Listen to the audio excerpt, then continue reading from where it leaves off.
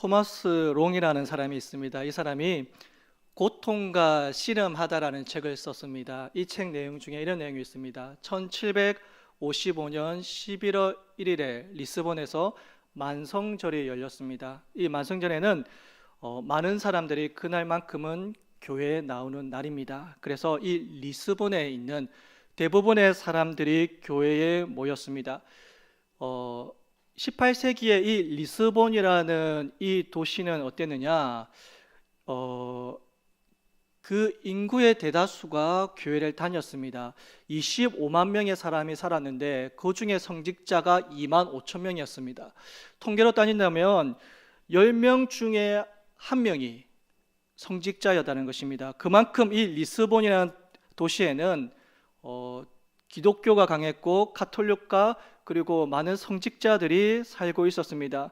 그날에 이 만성절에 많은 사람들이 성 빈센트 대성당에 모여서 예배 드리러 왔습니다. 그 건물은 가득 넘쳤고, 그리고 거기에 들어가지 못해서 도로나 길거리에 사람들이 많이 줄 서 있었습니다. 광장에도 많은 사람들이 있었습니다.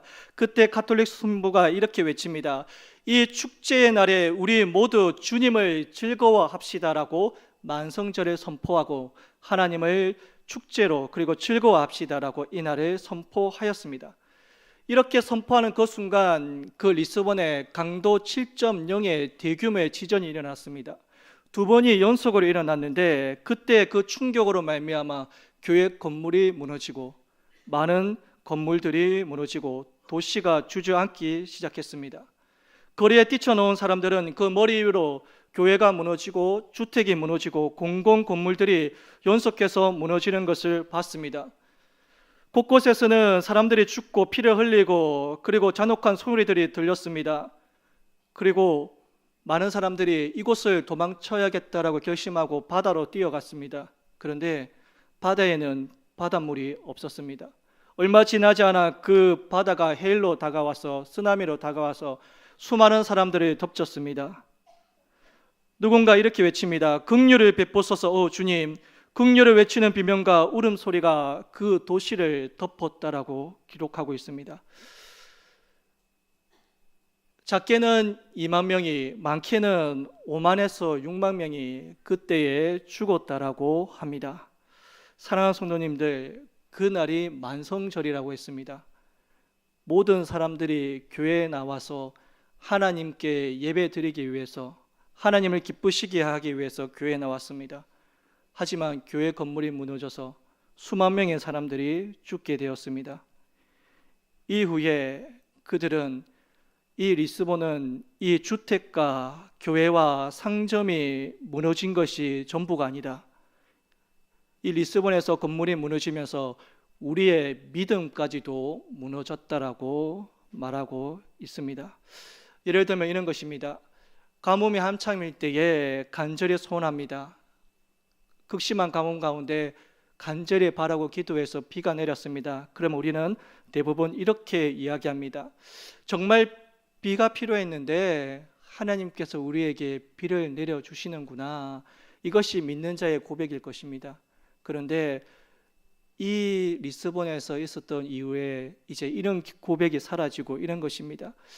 기상 방송을 보니까 그 습도가 또 많아지고 일정 온도가 차고 차가워지니까 비가 내린 것이다라고. 그들은 자기에게 일어났던 간절한 일들이 하나님께서 주시는 축복이다라고 생각하지 않고 그들은 이성적으로 사고하고 과학적으로 사고하기 시작하였습니다. 하이델베르그 교리 문답 제27문에 이렇게 기록합니다. 하나님의 섭리란 무엇입니까? 라는 질문에 이렇게 답합니다. 섭리란 하나님이 항상 지니고 계신 전능하신 능력으로서 그분은 그것으로 하늘과 땅과 모든 만물을 붙들고 다스리십니다. 그렇게 하심으로 꽃과 풀, 비와 가뭄, 풍년과 흉년, 양식과 음료, 건강과 질병, 번영과 궁핍, 이 모든 것이 사실상 우연히 다가오는 것이 아니라 그분의 자애로운 손길로부터 오는 것입니다 라고 고백합니다. 하나님의 섭리는 우연히 다가오는 것이 아니라 하나님의 자애로운 손길로부터 오는 것이다라고 하일델베르그 문답에는 그렇게 가르치고 고백하고 있습니다. 그런데 1755년에 있었던 그 리스본에 일었었던 대규모의 지진에는 어느 한 곳에도 하나님의 자애로운 손길을 찾아볼 수가 없었습니다. 그곳에는 잔인한 공포만 있었고 두려움만 있었습니다. 그리고 하나님의 신적 의지를 찾아볼 수도 없었고 단지 하나님을 때로는 도덕적으로 괴물이라 부르기까지도 했습니다. 테드 터너에 대해서 제가 잠시 얘기하겠습니다. 이 테드 터너는 아주 신앙심이 깊은 아이였습니다. 그는 늘 나는 나중에 커서 선교사가 되어야지라고 결심하고 고백했습니다. 그런데 이 아이의 여동생이 병에 걸렸습니다. 어떤 병이냐면 이 테드 터너의 동생은 12살인데 이 아이는 면역체계가 무너져가지고 면역체계가 자신의 체세포를 공격하는 불치병에 걸리게 되었습니다. 시름시름 앓다가 죽어가야만 했었습니다. 여동생은 고통에 시달렸고 계속해서 구토했으며 그 집안에는 비명 소리가 끊이지 않았습니다. 테드는 늘 학교 마치면 그 여동생에게 와서 손을 꼭 잡고 기도했습니다. 하나님, 나의 여동생을 살려주십시오. 그런데 그 여동생의 기도는 반대였습니다. 제발 빨리 죽게 해 주십시오. 테드는 계속해서 그 동생을 위해서 기도했습니다. 회복을 위해서 기도했습니다. 수년에 걸친 투병 생활 끝에 그 여동생은 죽었습니다. 숨을 거두었습니다. 그와 함께 테드도 신앙을 잃어버렸습니다. 나는 하나님은 사랑이시고 전능하신 분이라고 배웠다. 하지만 어떻게 그런 분이 무고한 사람이 이렇게 고통당하도록 허용하시는지 나는 이해할 수 없다. 그 이후로 그는 신앙을 잃었습니다. 사랑하는 성도님들, 때로는 우리가 당하는 고통과 그 고난과 그 아픔 가운데 우리는 왜 우리가 고통받아야 되는지에 대해서 성경은 제대로 답을 하지 못한다라고 생각하기도 합니다. 그래서 우리는 나의 신앙의 위기 앞에, 나의 고통 앞에서는 하나님께 무릎을 꿇고 기도하기보다는 이제는 나의 머리를 사용하여서 이성적인 사유를 하게끔 만들고 있습니다. 그래서 우리는 이렇게 단정을 짓고 질문을 합니다.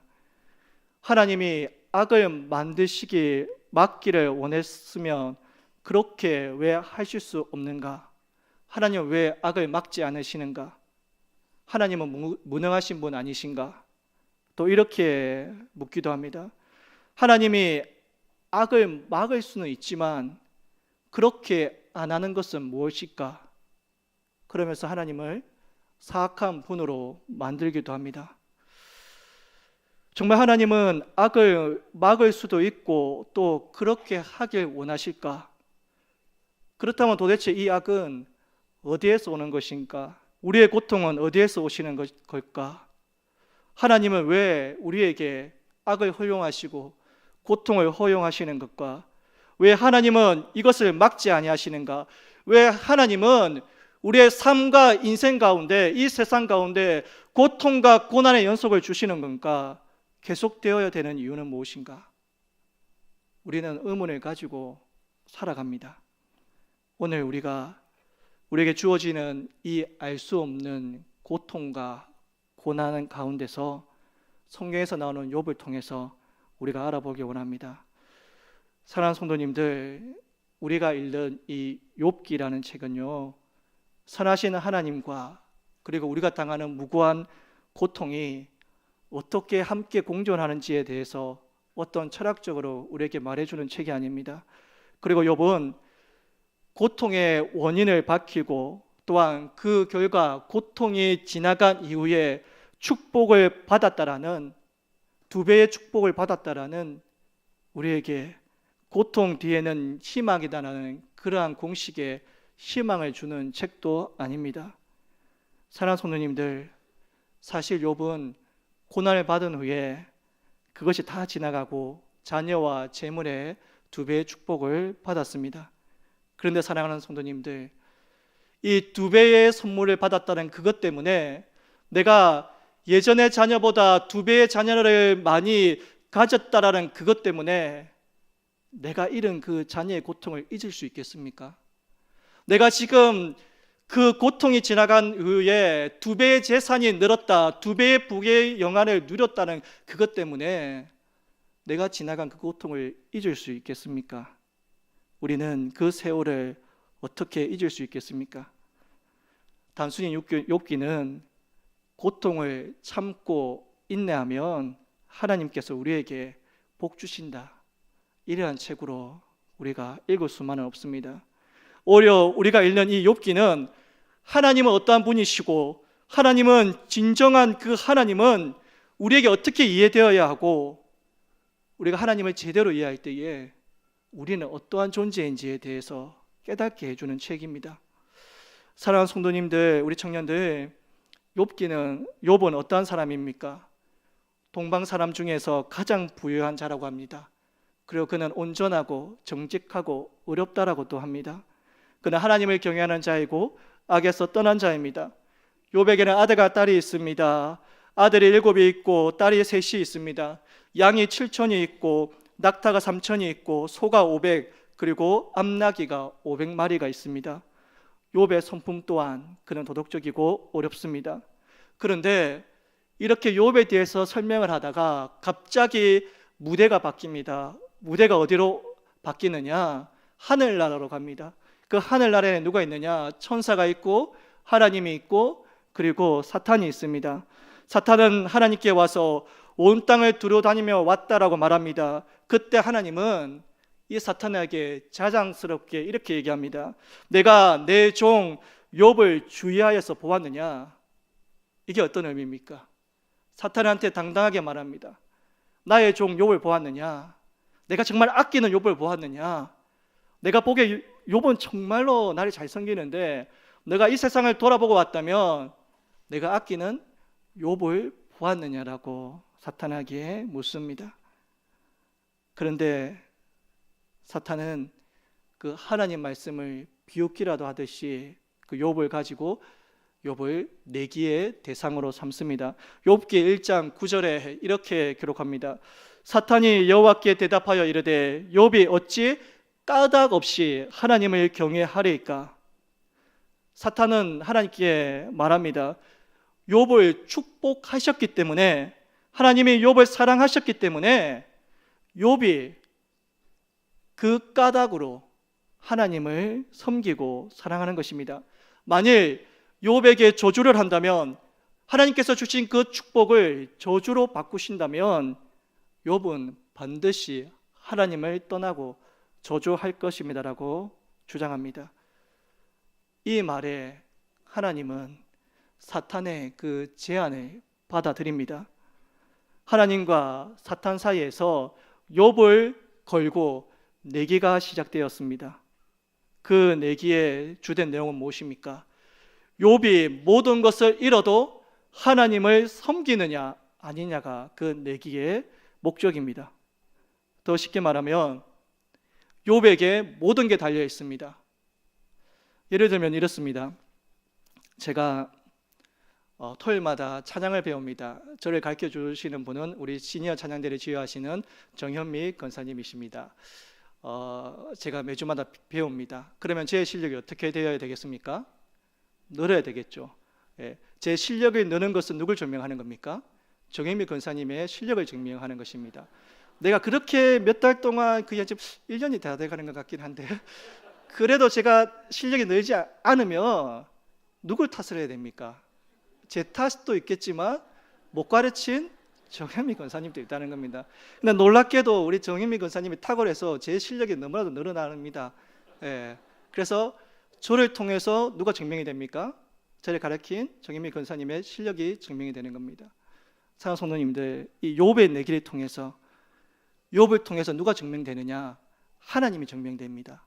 다시 말하면 욥이 실패해버리면 누가 실패하는 겁니까? 하나님이 실패하는 거예요. 나의 모든 것을 내려놓고 욥이 그래도 하나님을 믿는다면 이 내기의 승리는 하나님이 되는 것입니다. 욥을 통하여서 하나님이 증명되는 내기입니다. 그런데 조건이 있습니다. 하나님은 빠져 계셔야 합니다. 그리고 사단은 모든 것을 동원해서 욥에게 뺏어야 합니다. 절대로 하나님은 그 내기가 끝나는 동안 한 번도 욥에게 자신을 드러내지 않습니다. 사단은 욥에게 취할 수 있는 모든 것을 다 취하고 자기의 입장에서 유리한 것을 모든 것을 다 취하고 있습니다. 하나님은 욥이 하나님을 증명할 때까지 욥에게 아무 말씀도 하지 않습니다. 사단이 내기를 하며 형실로 다가옵니다. 사람들이 욥에게 와서 이렇게 소식을 전합니다. 1장 15절에 이렇게 기록합니다. 스바 사람이 갑자기 이르러 그들을 빼앗고 칼로 종들을 죽였나이다. 그리고 또 사안이 옵니다. 1장 16절에 이렇게 말합니다. 그가 아직 말하는 동안에 또 한 사람이 와서 아뢰되 갈대아 사람이 새 무리를 지어 갑자기 날타에게 달려들어 그것을 빼앗으며 칼로 종들을 죽였나이다. 또 다른 사안이 옵니다. 1장 18절에서 19절 말씀 우리 함께 봉독합니다. 시작. 그가 아직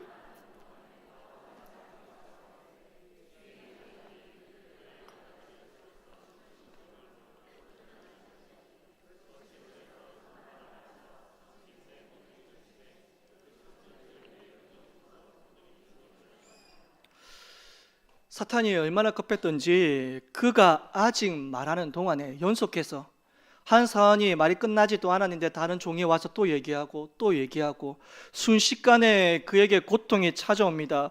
욥의 자녀의 고통, 가축의 고통, 이 모든 것이 순식간에 사라져 버렸습니다. 완벽하게 좋았던 이 욥의 인생인데 한순간에 그 완벽했던 그 삶은 처참할 정도로 비참해지게 됐습니다. 참담해졌습니다. 그럼에도 욥은 그 고통 가운데서 끝까지 하나님을 그 믿음을 지켰습니다. 1장 22절에 이렇게 기록합니다. 이 모든 일에 욥이 범죄하지 아니하고 하나님을 향하여 원망하지 아니하니라. 욥은 원망하지 아니하였다고 합니다. 내 가진 것을 다 잃어도, 내 자녀를 잃고 그리고 내가 소유했던 모든 것을 잃어도 욥은 원망하지 않았다고 합니다.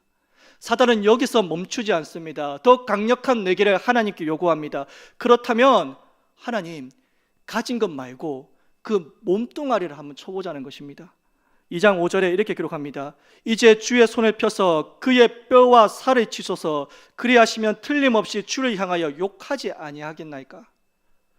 몸뚱아리를 치라는 것입니다.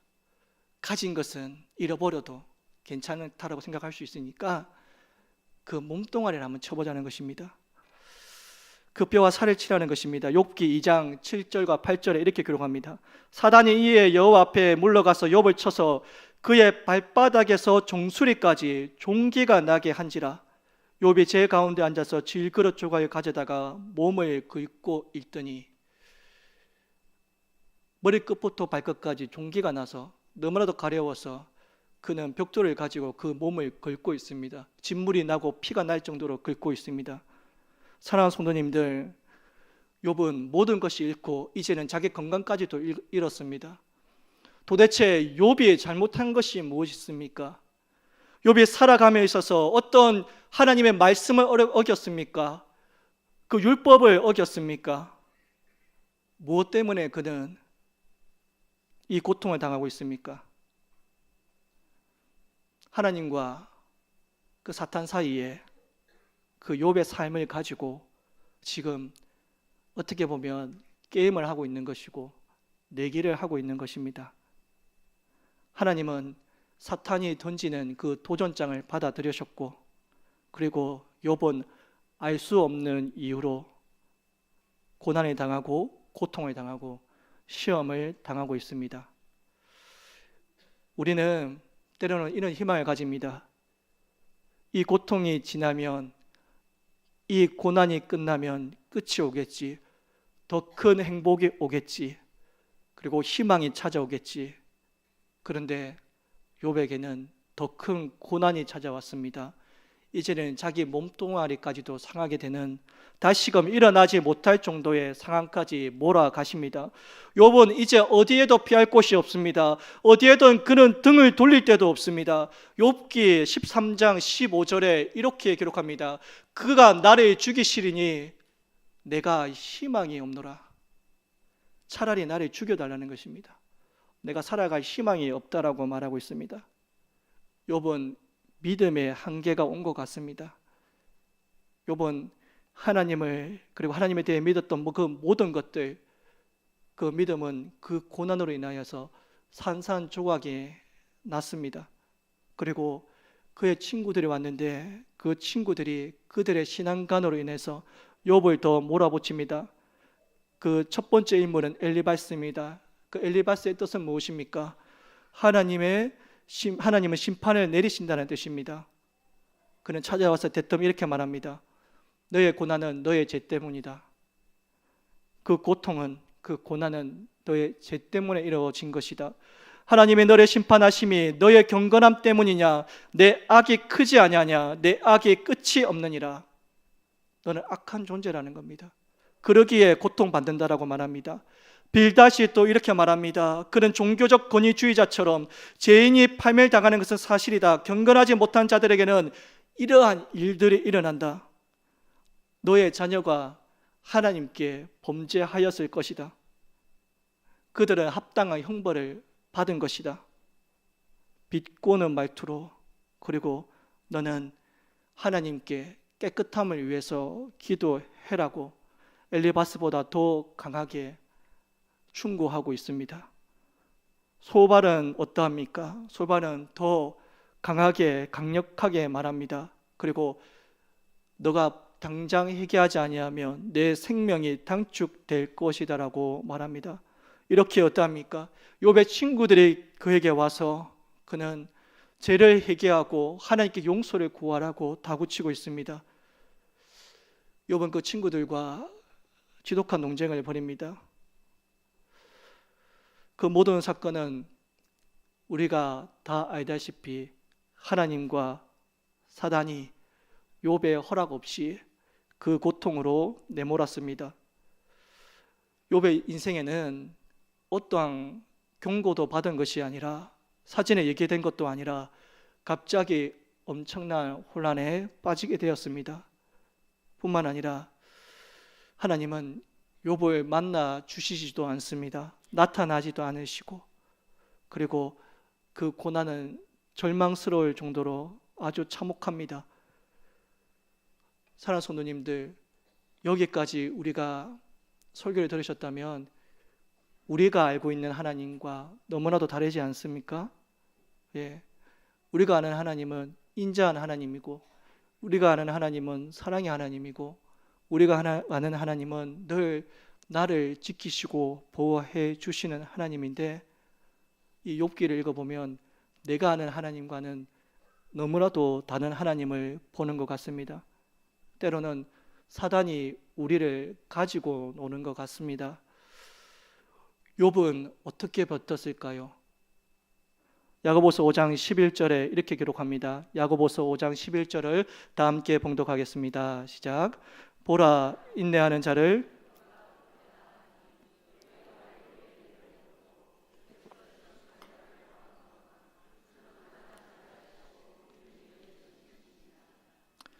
욥은 결말을 모릅니다. 우리는 욥기의 결말을 알지만 욥은 절대로 이 끝이 어떻게 끝날지 모릅니다. 그런데요, 야고보 사도는 이렇게 말합니다. 욥은 인내하였다라고. 이유 알 수 없는 그 고난 가운데 욥이 할 수 있었던 것 중에 하나는 인내였다는 겁니다. 이해할 수 없지만 어떻게 나에게 이러한 일이 일어났는가? 나는 왜 이러한 고통을 받아야 되는가? 내가 도대체 무엇을 잘못했는가? 도저히 내가 알 수 없는 이 순간 가운데서도 욥은 인내하였다라고 합니다. 하나님을 비난하지 않았습니다. 그리고 내가 이 고난이 끝나면 더 큰 보상이 있을 것이다, 그것조차 기대하지도 않았습니다. 그는 그저 인내하였습니다. 어떤 인내냐? 끝날 것 같지 않는 이 고통 가운데, 이유도 알 수 없는 이 고통 가운데 내가 끝까지 인내하고 있으면 반드시 하나님의 뜻을 알게 될 것이다라는 그러한 확신이 있었습니다. 모든 것이 끝났습니다. 이제 하나님께서 드디어 욥에게 나타나십니다. 하나님의 음성은 폭풍우 가운데 들려오십니다. 그러면서 욥에게 이렇게 물으십니다. 내가 땅에 기초를 놓을 때에 내가 어디 있느냐? 누가 그의 도랑법을 정하였는가? 누가 그 줄을 그 위에 띄었는지 내가 아느냐? 문으로 바다를 가둔 자가 누구냐? 들소가 어찌 기꺼이 너를 위하여 일하겠으며 내가 타조에게 날개를 주었느냐? 이 고난에 대한 답을 말해주는 것이 아니라 내가 누구인지에 대해서 말하고 있습니다. 하나님이 누구인지에 대해서 말씀하고 있습니다. 그런데 욥이 이 하나님이 누구신지에 대해서 듣고 난 다음에 마지막 고백은 이것입니다. 욥기 42장 2절에 이렇게 기록합니다. 주께서는 못하실 일이 없사오며 무슨 계획이든지 못 이루실 것이 없는 줄 아오니. 사랑하는 성도님들, 욥은 자녀를 잃었습니다. 아내도 떠나갔습니다. 가축과 재산 한순간에 사라졌습니다. 이해할 수 없는 고난이 연속으로 왔습니다. 아무리 생각하려 해도 이해할 수도 없고 그 고난의 원인을 찾을 수도 없습니다. 그런데 욥의 고백이 무엇입니까? 하나님은 전능하신 분이십니다.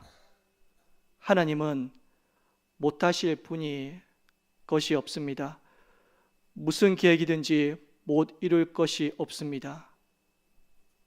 이것이 욥의 고백입니다.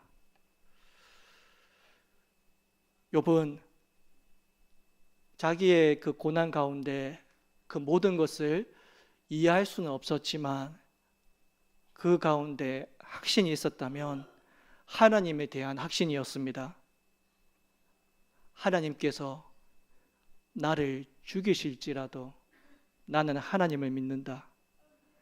하나님의 계획은 한치의 착오도 없음을 그는 믿고 있습니다.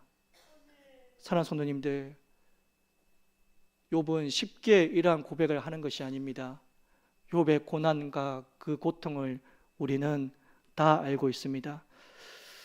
사랑하는 성도님들, 정말 우리가 욥같이 고백할 수 있다면 우리의 삶 가운데서는 싸움이 일어날 수밖에 없습니다. 어떤 싸움이냐면 내가 이해할 수 없는 고난과 고통 속에서도 하나님만을 신뢰하기 위한 싸움이라는 겁니다. 이해할 수 없지만, 그리고 내가 다 알 수 없지만 하나님만 신뢰해야지라는 나 자신과의 싸움이 일어난다는 것입니다. 욥기는 주님, 왜 꼭 저야만 합니까? 왜 저에게 이러한 고통을 주십니까? 이러한 것에 대한 대답을 주는 책이 아닌 것 같습니다. 대신 욥은 우리에게 무엇을 가르쳐 주느냐? 내가 당하는 고통이 불평등하다 할지라도, 이해되지 않는다 할지라도 그것을 판단하시는 그 기준을 세우시는 분은 바로 하나님이시다. 내가 나의 고통을 판단하거나 이러한 기준을 삼지 말고 내 자신이 하나님 자리에 서지 말고 하나님께 모든 것을 믿고 신뢰하라는 것입니다. 때로는 우리가 알 수 없는 고난과 때로는 고통과 그 힘든 가운데서 나에게 일어나는 일에 대해서 그 모든 것을 판단하는 기준이 우리 스스로 세우고 있지는 않으십니까? 하나님의 자리에 내가 서 있지는 않으십니까? 만일에 우리가 그렇지 않다면, 그렇다면 설명을 할 수 없는 고통 가운데서도 하나님을 신뢰하는 그 사람이 되어야 합니다. 겟세마네 동산에서 예수님이 기도한 것처럼 그분이 십자가에 돌아가셨을 때도 죄 없이 죽으신 그분께서 우리를 구원시키기 위해서 죄 없는 그분이 그 고통과 고난 가운데서 있어야 된 것처럼, 이해할 수 없는 그 고통 가운데서도 감당하셔야 했던 것처럼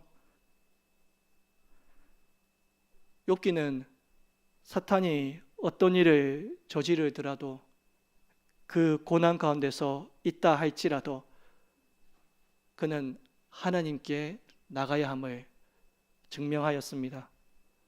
그의 마지막 고백을 우리 한번 다 같이 읽어보겠습니다. 욥기 42장 5절에서 6절입니다. 시작. 내가 죽기에 대하여 귀로 듣기만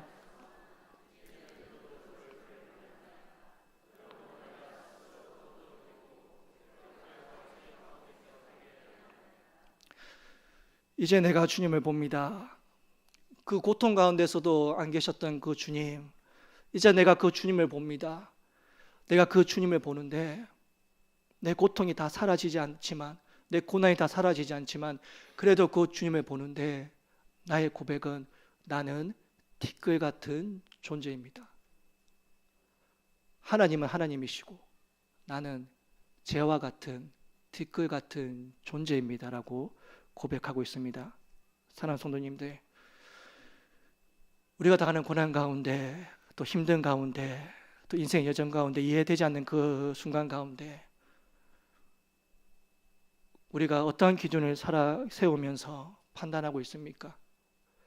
그 기준을 세우시는 분과 그것을 판단하시는 분은 하나님인 줄 믿습니다. 우리가 믿는 분은 하나님입니다. 그분은 공의로우신 분이십니다. 그분은 전지전능하신 분이십니다. 그리고 우리는 티끌 같은 존재입니다. 그저 우리가 우리 인생 가운데서 알지 못하는 일을, 그 험난한 인생을 만난다 할지라도 하나님인 살아계심을 고백합시다. 하나님을 신뢰합시다. 하나님을 믿읍시다. 그래서 우리를 통하여서 하나님의 살아계심을 증명하며 살아가시길 바랍니다. 욥은 그 고통 가운데서 하나님이 살아계심을 증명하였습니다. 사랑하는 성도님들, 우리도 하나님을 신뢰하며 우리의 삶 가운데 하나님이 살아계심을 증명하며 살아가시기를 주의 이름으로 축복드립니다.